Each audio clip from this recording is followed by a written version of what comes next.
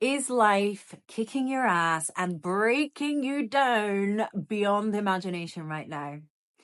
If it is, then please do yourself a favor and stop asking, why is this happening to me?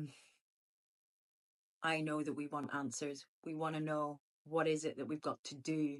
What is this leading me to? That's our human minds trying to process it. But the reality is that when we are in the midst of a shitstorm, when we are in it, we just can't see that bigger picture. That bigger picture being a sequence of events and timelines leading us to something greater. Evolution of character, personal growth, experiences that cannot always be put into words. Now, look, I know that when we are struggling, we just want those thunderbolt moments of clarity to come in and for the answers to just come and to guide us. But really, sometimes that's bringing us out of ourselves. We're going into the external to try and heal us, when really what we need to do when we're really, really struggling is learn to go inward, find that inner peace, and flow and evolve with those turbulent times, which come up for everyone in life. It is part of the universal human experience. But trust that whatever you are going through, it will hold a new meaning a year from now, 5 years from now, 15 years from now, because our perceptions are always changing and flowing with time.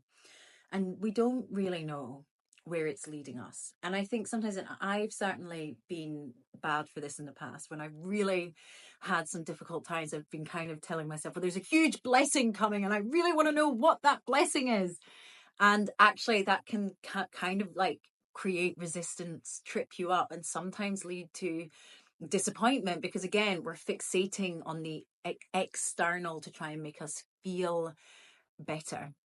I do get a bit frustrated with like the new age spirituality, where it's like, you're just not thinking positively enough, and the universe is testing you to see if you really want something. I don't think the universe tests us. I think we sign up for this ride, and I think we are here to evolve and to learn.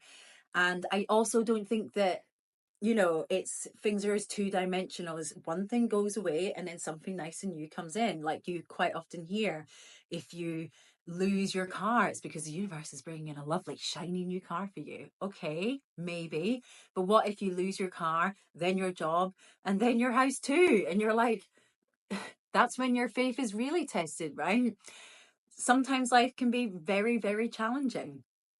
And I had a friend a few years ago who went through an awful separation, very, very painful. And they held on to the hope, well, this is leading me to my true soulmate. Spoiler, they did meet their true soulmate, but round the corner, they met someone who they believed to be their soulmate.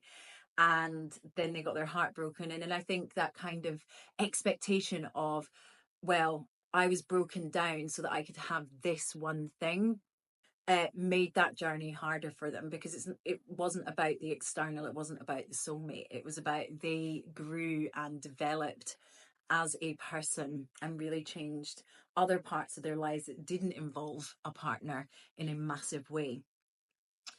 So, we have to kind of go deep, feel it in all its horror, in all its horror, ugliness, and absolute brutality. I am not saying it's easy. I absolutely trust that there are some wonderful blessings that can come out of dark times. Better not to preempt them or to predict them. I think feeling our way through situations can help us kind of let go, release, and allow in. And any blessings that do come, I think is better to treat as a wonderful surprise as we evolve towards higher consciousness.